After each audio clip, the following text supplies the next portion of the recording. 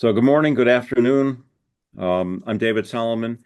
In addition to being the Director of Research and Creative Activity at Christopher Newport University in Virginia, I'm the current chair of the Undergraduate Research Programs Division of CUR. And I want to welcome you to this month's Undergraduate Research Programs Exchange. These 50-minute Zoom sessions are monthly facilitated exchanges of ideas and information on a variety of topics and issues related to undergraduate research programs. The sessions are recorded and made available on the CUR community and the CUR URPD website. The slide deck for today will also be posted to the CUR community this afternoon. These exchanges are not designed to be formal presentations, but instead will begin with very brief introductions by facilitators and then open for discussion. Today's session addresses best practices in evaluating and assessing summer programs. We're fortunate to have colleagues representing 5 institutions, I think, to this session. And first, I want to introduce my colleague, Linda Blockus, who's going to facilitate the session. She's going to ask our guests to introduce themselves and then talk for a few minutes about their practices, and then we should have plenty of time for questions and discussion. I'll turn it over to you, Linda. Great. Thank you, David. And Todd, if we can, or David or whoever, first slide. So one of the questions or one of the things that I want us to think about is, why is summer different than the academic year? Why are some of our evaluations and assessments different in the summer? And I'm still looking for that slide. Yeah, hang on. I'm having some. Okay, no worries. I'm just trying to remember what was on the Give me, slide. give me one sec here. Yes. So, um, something to think about, in the summer, it's tends to be we put a lot more investment of resources into summer programs, so we want to make sure that we get our money's worth, so to speak. Many summer programs, you can go on to the next slide. Many of the summer programs are funded by external agencies, and they want to know that they're getting their money's worth. Many programs will have visiting students as well as their own students, so there's that other aspect of it. And there's likely to be some additional programming wrapped around the summer experience. These slides will be available, so we're not going to go through in great detail. I will note, for those of you who haven't ever applied for an NSF REU, what the REU program solicitation says about evaluation in the summer or for REU programs. All right, so next slide. I want to encourage our panelists, when they talk about what they do, to think about who is that assessment and evaluation for and why. Some cases it's mandated by funding agencies, and that is your audience. As a program coordinator, you want to know for your own program improvement. If you're trying to justify funds for your administration, having assessment and evaluation is important for that. Depending on the type of feedback, assessment, evaluation you do, there are benefits to the mentors and benefits to the students. Giving the mentors some feedback on their mentoring styles and skills and what the students are getting, having them have insight onto that student experience so they can be better mentors and more aware. And I think for the students, using evaluation, using assessment as a way for them to think about their own personal development and their own reflection. And we know in high impact practices, one of the quality dimensions is having that reflection and self knowledge about what they're doing and that insight. So, of course, in this undergraduate research is a high impact practice, something for us to think about. How might we use summer evaluation and assessment to help the student better develop themselves? All right, so next slide. And these is just a quick list of some different things that we might assess and evaluate over the summer. Certainly the activities, the logistics, the mentoring, the the student learning specific learning outcomes, skills, the student experience. What impact might this have on students' future decisions to stay in higher education, to stay in their particular field, to go on and do research? And I don't think we do too much of this, and I'm not promoting it, but the other question might be how much work was actually accomplished. We think of undergraduate research as a student-centered experience more so than a research-centered experience, but there might be times that we might want to assess, well, how much actually research got done. The other thing that I want to encourage the panelists to mention and think about and talk about is many of our programs, we're learning great things. What are we doing to publish and share that work? What do you need to think about in terms of IRB approval ahead of time so that when you get some of this rich data that you want to share, you have the ability to publicly share it? And this is also a plug for Spur, our journal, for you all on the call today to think about what can I do with my evaluation and assessment to make it publishable and share that good work with folks. So I want to pass the baton over to Katie, who can briefly introduce herself and talk a little bit about how her institution looks at evaluation and assessment for their summer research program. Katie. Thank you, Linda. I'll be brief. I wanted to give a little bit of context. My name's Katie Campbell. I'm Director of Collaborative Research and Competitive Fellowships at St. Catherine University, which is in St. Paul, Minnesota. We're a women-centered institution. Our mission is to educate women to lead and influence. I dropped a snapshot of our numbers here just to highlight that we are a small institution. Sorry. And we are primarily composed of women undergraduate students with a large BIPOC student population. I'm going to do one more click, David. Our Summer Scholars Program. At a glance, we've got about 24 students who participate. They're all internal St. Kate's students.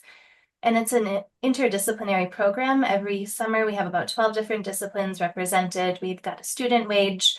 And the piece that I want to emphasize here is that we put a lot of attention on the faculty outcomes as well. We pay our faculty the equivalent of a course overload, so we have a lot of expectations for them. For their mentorship, we have a series of workshops dedicated for student development every week, but we also have a weekly series of workshops for mentors as well. So our evaluation is really tied to that duality of trying to benefit both the student experience and faculty experience as mentors. One more click, thank you.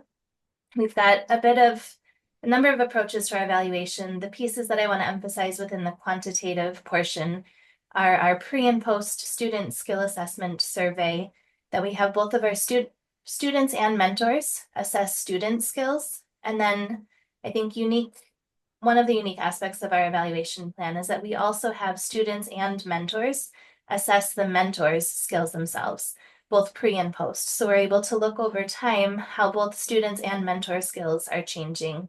We have some qualitative data that I haven't dug into as much as I should, but we do have students set goals at the beginning and do a final report at the end. The audience for this evaluation is primarily institutional leadership because we have an operational budget as well as our admissions team. And then one more click. At a pooled data level, we're able to start to tease apart student and mentor skill growth.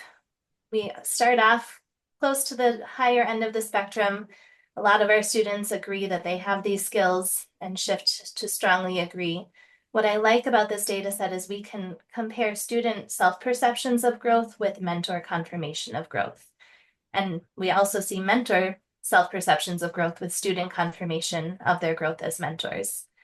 We work with our institutional research office to look at retention to the fall semester, graduation rates, and then we also track the number of years we have 100% acceptance to NCUR is one of the stats that we're really proud about. And so trying to build this culture at St. Kate's where we value sending students to NCUR every year. We have a travel budget for summer scholars to do that. So it's a mix of quantitative skill assessment that we use, but also that dissemination tracking has been really valuable for us. And I'll stop there. Okay, great. There's a question in the chat, and I'll let you, or a couple questions, so I'll let Katie go ahead and answer those in the chat, and we will move on. Candace. Hi, everyone. Thank you for joining us today. I'm Candace Ruppish. I'm the Assistant Vice Provost and Director of our Student Faculty Programs here at Caltech. If you want to advance the slide. So at Caltech, we're a small school, but we have a pretty large undergraduate research program in the summer.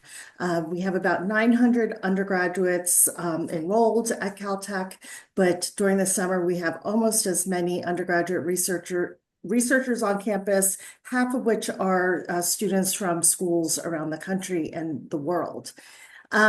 We run a fairly standard pre and post survey of participants. If you want to go to the next slide, that's largely focused on student learning outcomes, satisfaction with research, and satisfaction with our co-curricular enrichment activities over the course of the summer.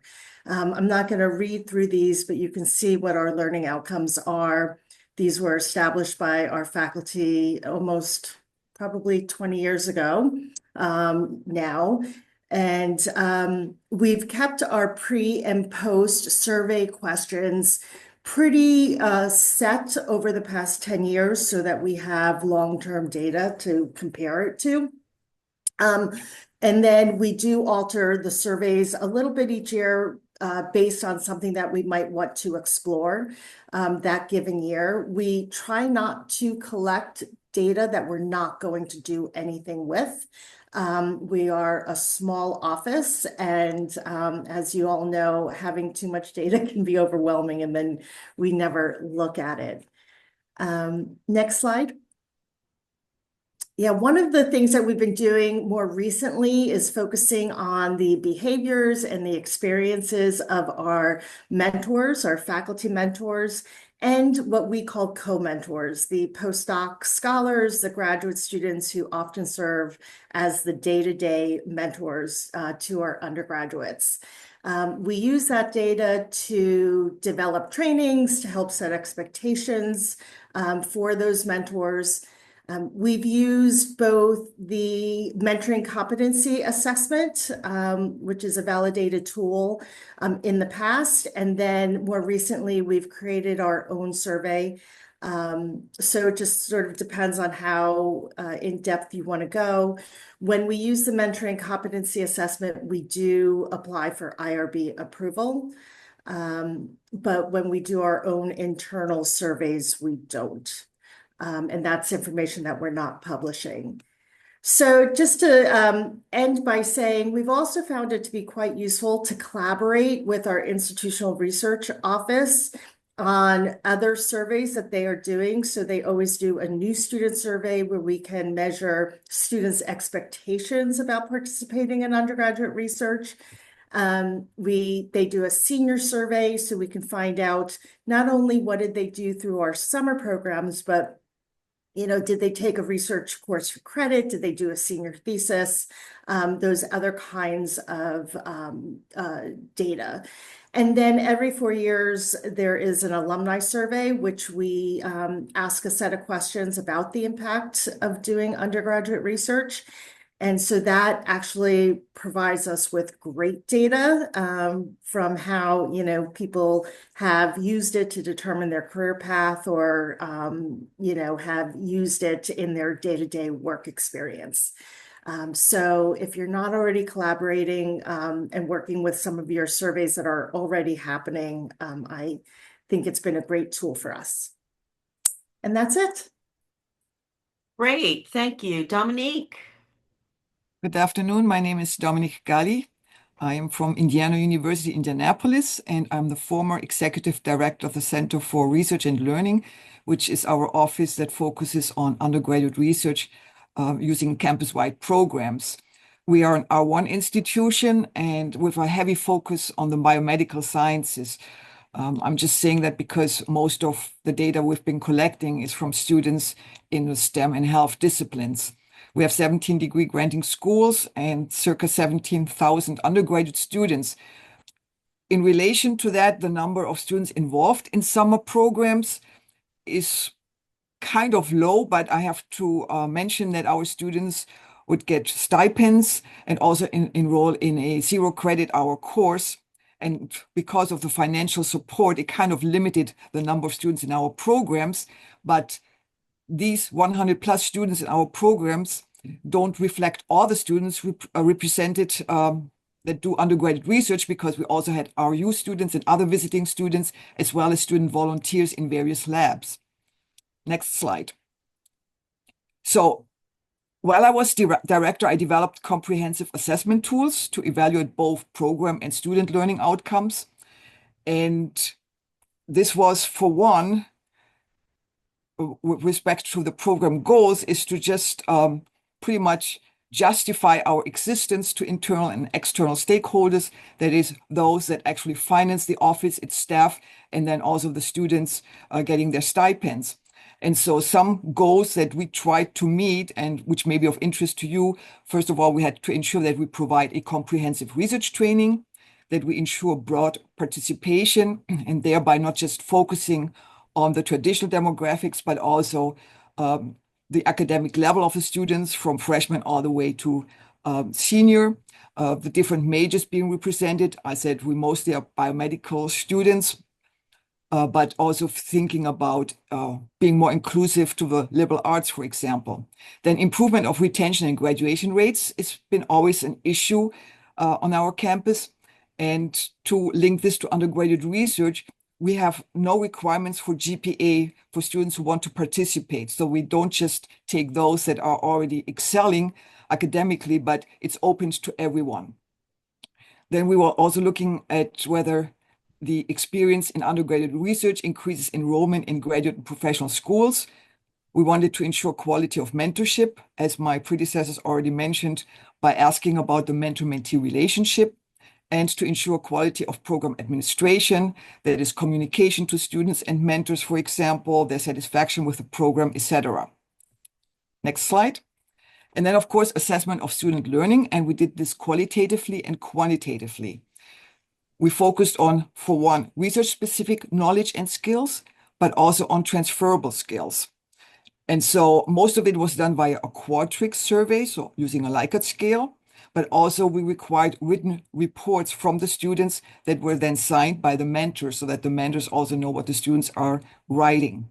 And so these were research reports, personal reflections, as an example. And with respect to the reflection essays, these are some of the prompts we provided, because we wanted to make sure that we compare apples with apples. That means that there's consistency in the responses. And so we were asking as to how this undergrad research experience aligned with their personal goals, with their educational goals, what they learned about themselves, and also what type of challenge they were facing. And we were not asking about challenge with experimental details, something worked and didn't work, but like personal challenges they encountered and how they addressed these challenges. So if you have further questions, please use the chat. Thank you for listening. Okay, great. And Joanne, tell us what your approach is at High Point. Okay, so I'm keeping my eye on the clock. So, hopefully I'll try to go through this quickly. And then if you've got questions, High Point University is a predominantly undergraduate institution with roughly about 5,000 undergraduates. Next slide.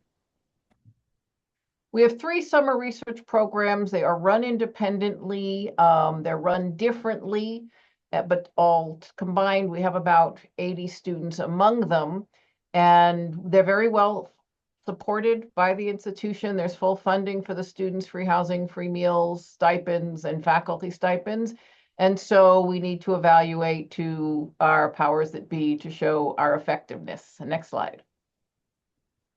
So I chose Evaluate UR. It was a program, and Jill Singer is on with us today, so I'm going to refer any Evaluate UR questions to her. But essentially, and this was all promoted through Kerr and Kerr meetings, and I attended for years. And Jill designed it with Buffalo State, and then she had an NSF grant to develop it and get evidence-based for its effectiveness. And now it's run through Carleton College. And I wanted to just show you the website so you had an idea idea of what it might look like, and I've got the URL on top. Next slide. So my goal was to assess and to do so somewhat easily. It's got 10 learning outcomes for skill sets. You can add a couple of your own. You have to get compliance, and so it has to be fairly easy to do.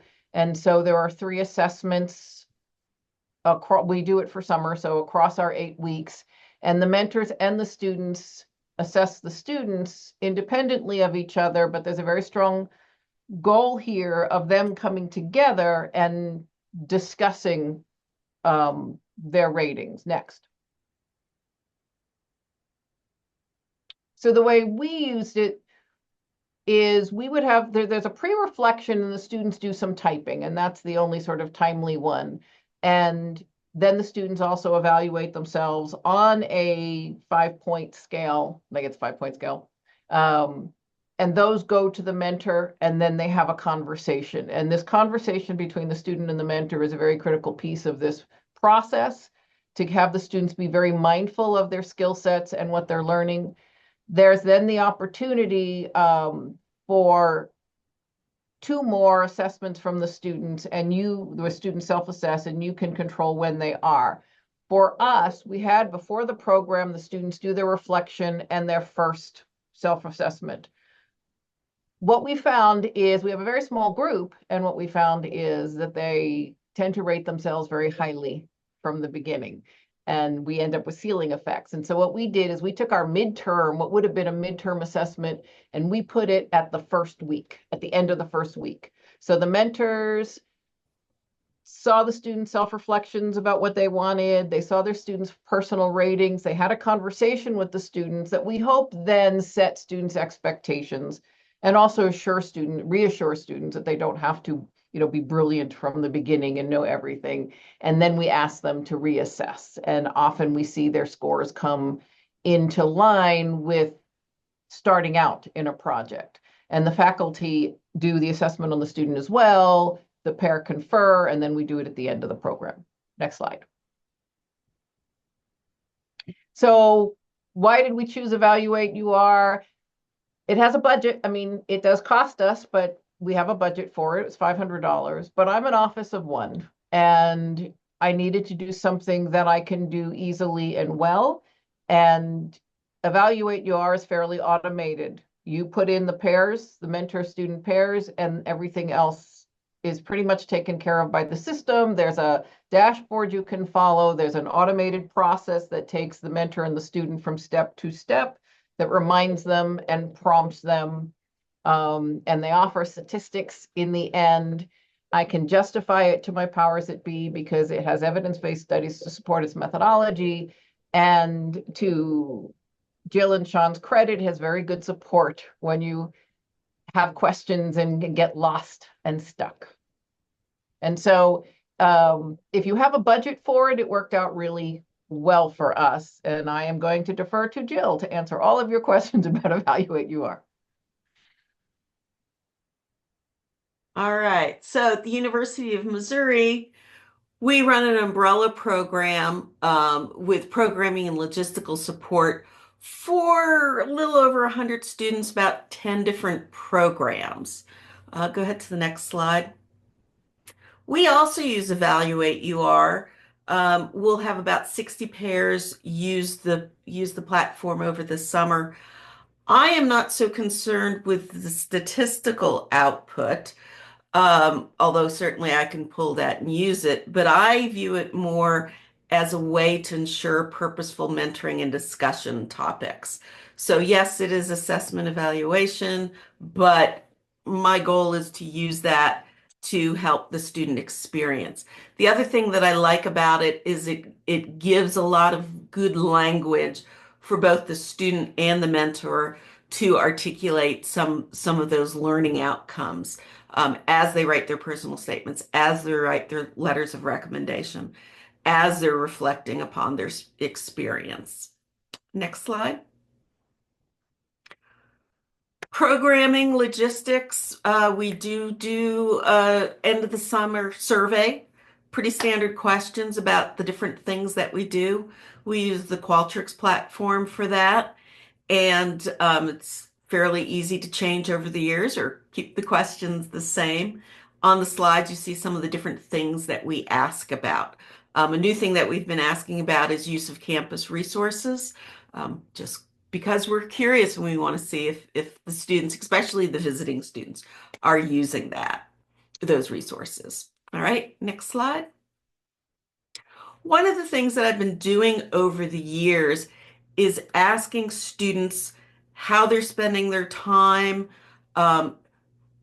if they're meeting with their mentor before our poster session, after the poster session, so I can have this longitudinal data to help drive behaviors. So I will share this data in both student orientation and mentor orientation.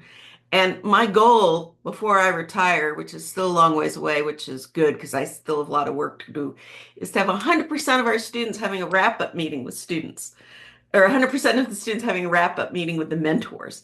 And you can see on the right-hand column, we're creeping up there, but we still have ways to go. Another thing that was very interesting over the years is we asked how many hours on average did you work in over the weekends or in the evenings, because I wanted to socialize students that doing a summer program is more than just going in 8 to 5, but you need to do things beyond that. However, I've also noticed students are really wanting that balance and pushing back on doing tons of work after hours, et cetera. So we've kind of stopped asking that question. I've kind of stopped pushing that as an aspirational behavior. Next slide. And then we did, as we're trying to all grapple with use of generative AI, ask this year both the mentors and the students if they used it in some way over the course of their summer, just so we can kind of get a feel about what's going on.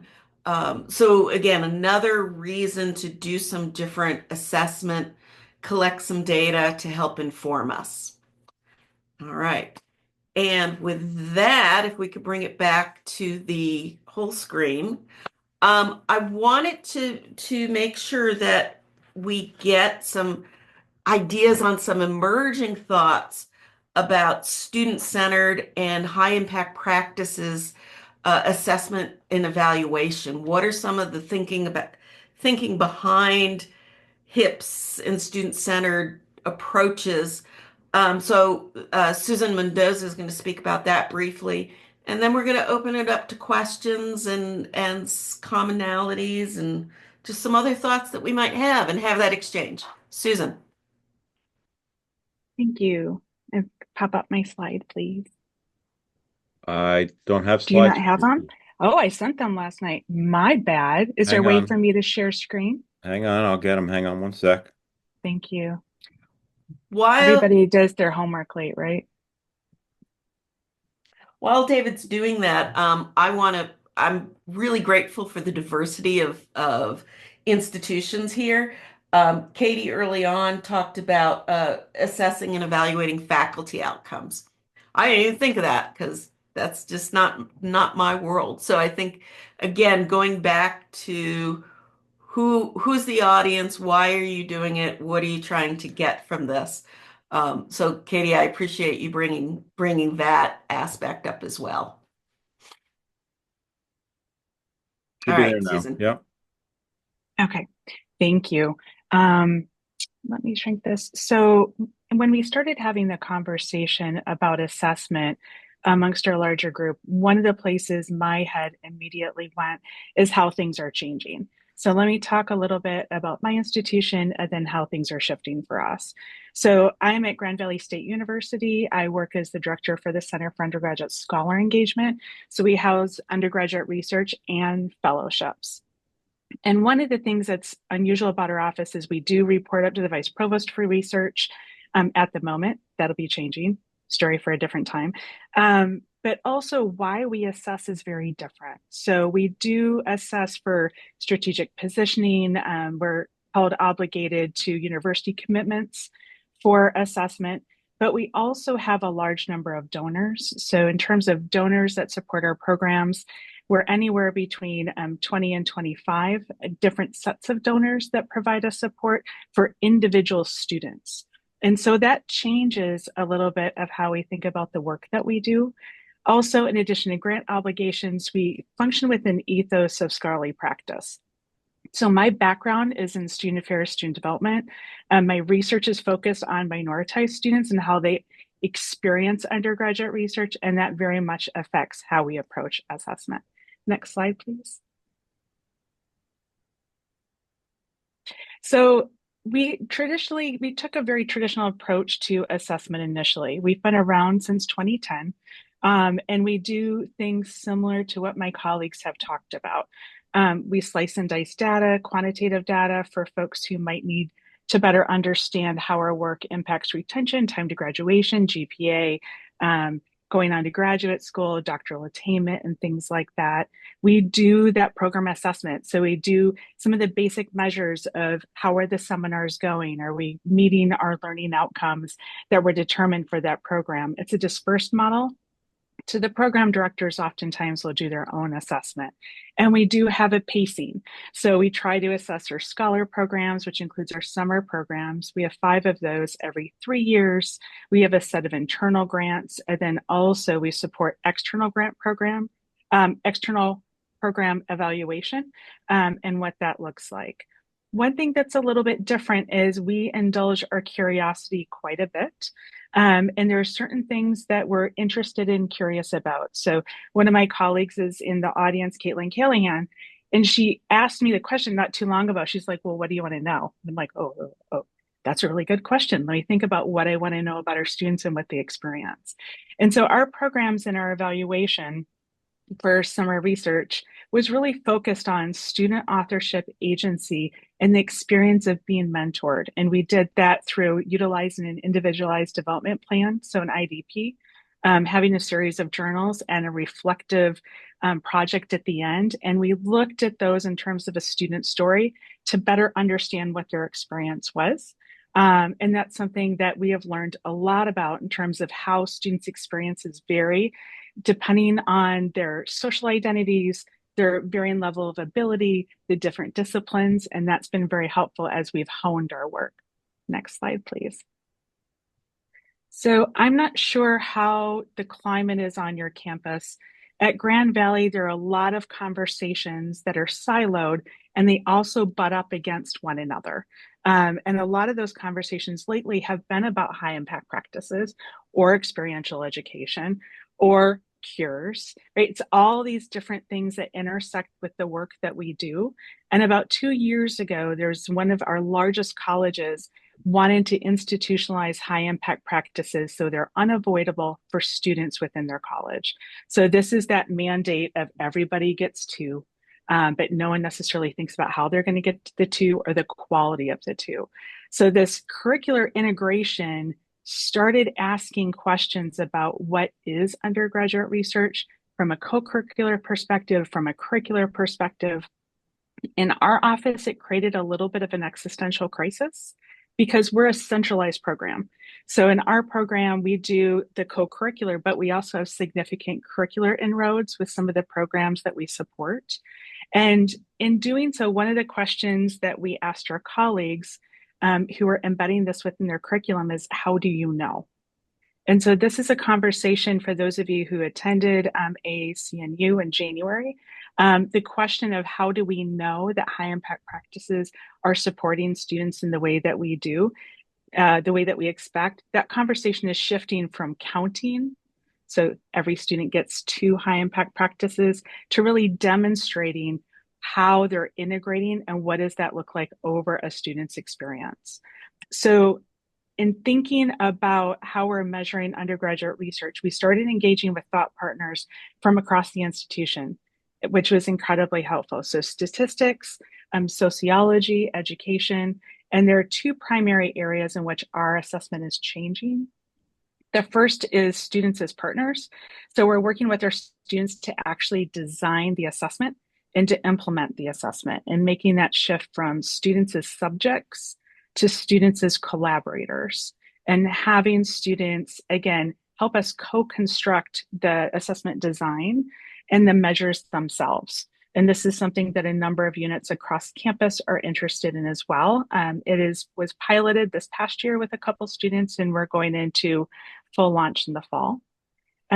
Also, in terms of our summer research programs, we're starting to use an SPN, or scholarly personal narrative, which is a type of research. It's more on the qualitative squishy side, is what I tell my STEM colleagues. So it's super squishy. But it really asks students, or whomever the researcher is, to think about a particular question, to think about a particular idea. This is where we utilize our IDP and what students want to learn. And then we help them think about that throughout the summer, and they document what their experiences are.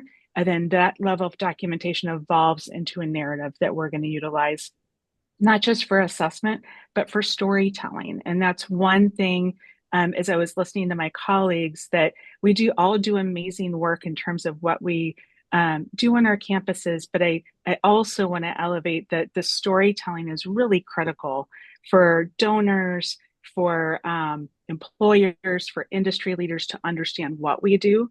And so that scholarly personal narrative provides us a way to start capturing that information for those particular groups, but also for the students themselves, so they can understand they are developing, evolving, and transforming. Thanks, Linda. Great, thank you. The overall things that stick out to me are, what do you want to know and how do we know it? And, I'm myself thinking about, there's a lot of questions that I really don't need to know anything about. I just need to know, do they have any logistical issues? I don't need to ask them 20 different questions about that. So this is good. It's getting me to think, how do we slim down the evaluation, our end of the summer assessment, so then we can ask those questions we are curious about.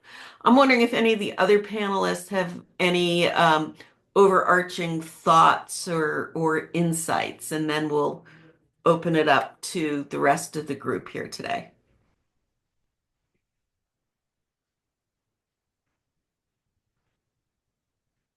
Yeah, so we've had some questions in the chat things that have arisen about how we collect data. And, one of the things that I'm interested in is how you compel / force your students and the faculty mentors to complete these assessment surveys. Because I can twist my students' arms. That's a little easier. But my faculty are not compensated for mentoring their summer scholars. And so they're probably going to kick and moan if I give them one more thing to do that they're not being paid for. Anybody have any insights on that? One of the things that we do is we strategically have our end of the summer poster session on a Thursday. That leaves Friday for wrap up, Friday for taking the assessment, so they're not dashing out the door to get home. Then the other thing is we just browbeat them. I'll look and see on the Qualtrics. All right, of the 100 students, we have 50 of them done. And if you're not one of those 50, get on it. And same with the faculty. And just it's kind of a pain, but that's what I do to get my numbers up. Other people, how do you get students and faculty to do the assessment? Joanne. We have a lot of strong funding at High Point. We have money to send students to conferences, etc. And I tell them that if they don't follow through, that they don't end up getting further funding from us. So those projects aren't going to be paid for to go to a conference if they can't take the time to, fill out these very short surveys. Dominique? For the students, it was fairly easy since, as I mentioned, it was a 0 credit hour course, and it was just a course requirement to complete the survey. With the mentors, we wouldn't get 100% feedback, but first of all, we didn't do a pre-course survey because just to cut down on the number of surveys.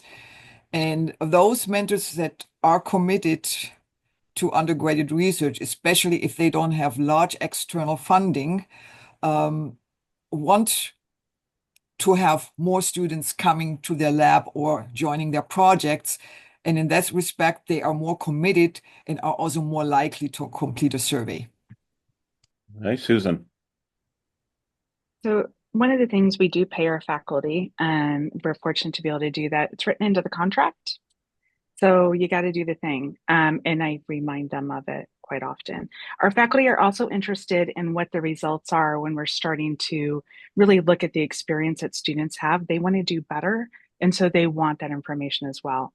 The other thing I was going to mention, we had this conversation in the office today because there's a survey on campus exploring this. It's a strategic positioning statement on research, and we're going to create space for them to fill it out. So we're going to have a space for them to come, engage in community, and give folks snacks. And that tends to really bring out faculty colleagues who just want to connect with one another. Yeah, I like the idea of kind of building it right into your program, that you've got them doing this. I love Julie going to their offices and standing over their shoulders until they complete the surveys. They kept That's telling pretty me good they strategy. couldn't log in, and I said, I'll come and help you. Yeah, you So go. I stood behind them and helped them. And Lance suggests, I mean, HR allows them to delay final paycheck until assessment's complete. I'm not sure that I can get away with that here. I've suggested it about something else, and it was greeted with a lot of raised eyebrows. Other questions or comments outside of this topic? Yeah, Jill. So, And I thank guess I you for would preface. Evaluate UR. I would preface this by saying that the way that Joanne and Linda are using Evaluate UR, where they have both the students and the mentors score the assessments and have those conversations, is probably that was really the way we initially envisioned it, was to make this transparent and really to stimulate those conversations and the reasons for assigning particular scores, which is much more important than the actual score that they assign themselves. But in recognizing that there are situations where, come heck or high water, you're not going to get the mentor to be compliant, and appreciating the many tasks that program directors, coordinators have. They can't be standing over everybody, especially with large programs, and compelling people to fill things out. And if they're doing it not in the spirit in which it was intended, it's probably not a useful thing anyway. So we have introduced, and it will be available starting this summer, and for all future programs, an option with Evaluate UR that is only scored by the students. And, if you're having an RAU program or a mentor is not familiar with the student they're working with, what we also heard is that they feel uncomfortable assigning a score to a student. And what if they're wrong and they score them too high or too low or whatever, that could be, off-putting to the student and whatever. So in lieu of that, I guess we still want to kind of believe that mentors are taking on students because they care about their intellectual growth and development. They're letting them in their, labs and research programs and all these other kinds of things.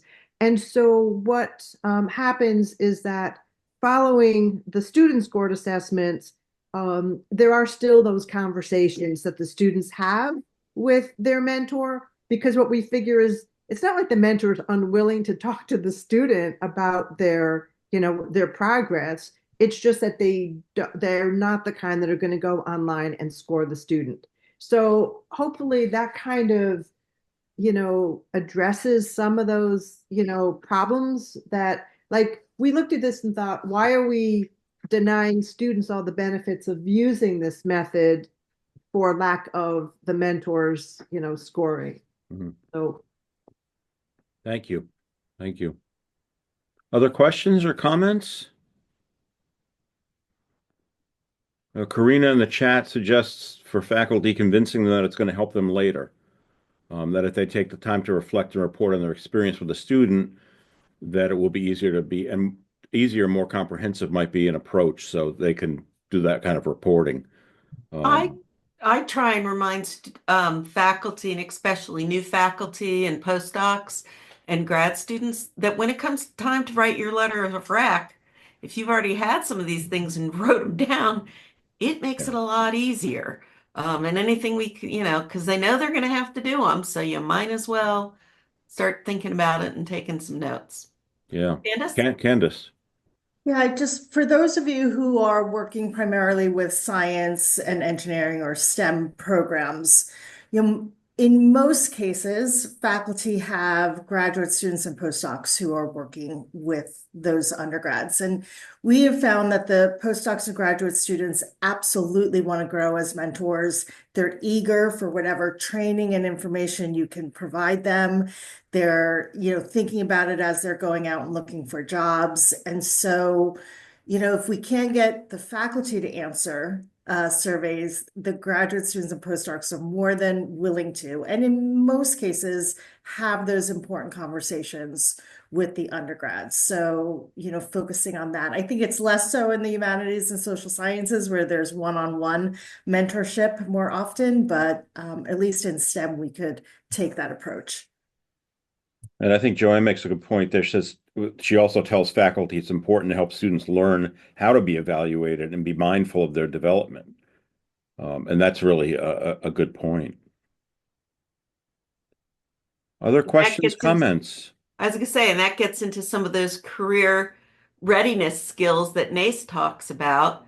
How can we use undergraduate research to help students with those NACE competencies and understanding about evaluation, self-evaluation, and evaluation from your supervisor is an important thing as well, so that you can have that conversation. And also how to deal with criticism, right? Constructive and sadly otherwise. But how you integrate then what feedback you're getting to make a change on both sides, I think, for the faculty and the student, right? I also think it helps students to learn that they don't have to be perfect. They don't have to always be doing everything brilliantly, that the process of learning is valued. Yeah, Yeah, and no, that's definitely important. Joanne, yeah, to really kind of follow up on that, because I think one of the things that,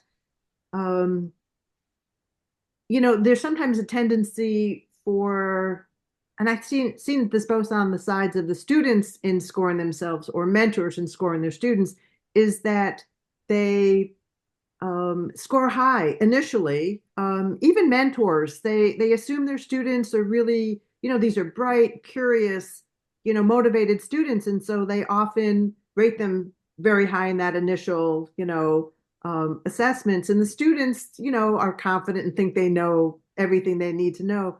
So that mid-assessment where the scores drop, we try to point out that there's nothing wrong with that. In fact, that's that adjustment downward in the recognition that maybe I don't have everything I need to know in order to do this. And what am I going to do about it is a really positive thing, which is, again, why, emphasizing the conversations and your progress and the way you're approaching, your problem, that you might want to modify that in the second, half of your research. And I think, as Joanne said, learning that it's okay to reevaluate, your approach, and that maybe there are some new things you're going to need to learn and rethink about your research is part of the growth of the research process itself.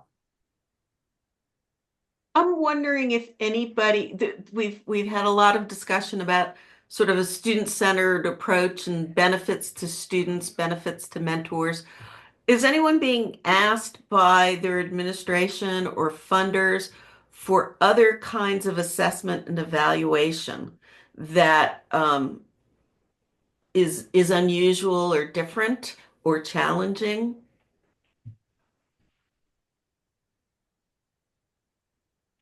Yeah, Anne. Oh, go ahead.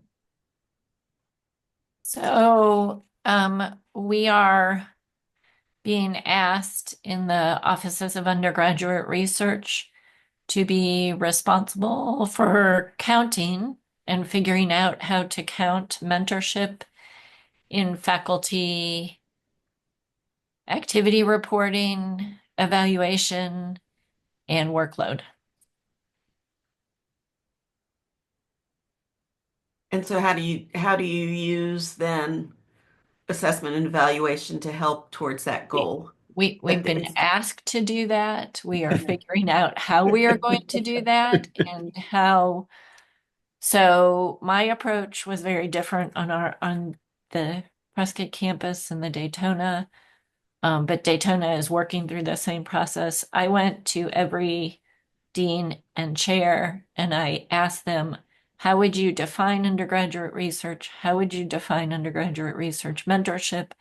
And what things do you want to count? The university is very focused on traditional academic research metrics, publications, presentations. When I went to AAC&U, I got lots of good feedback, but not a whole lot of examples of having the faculty do a reflection piece. And so I've strongly recommended we do a reflection piece. And yes, I have so much time, I will be able to read all of those and do all the counts for every faculty on our campus.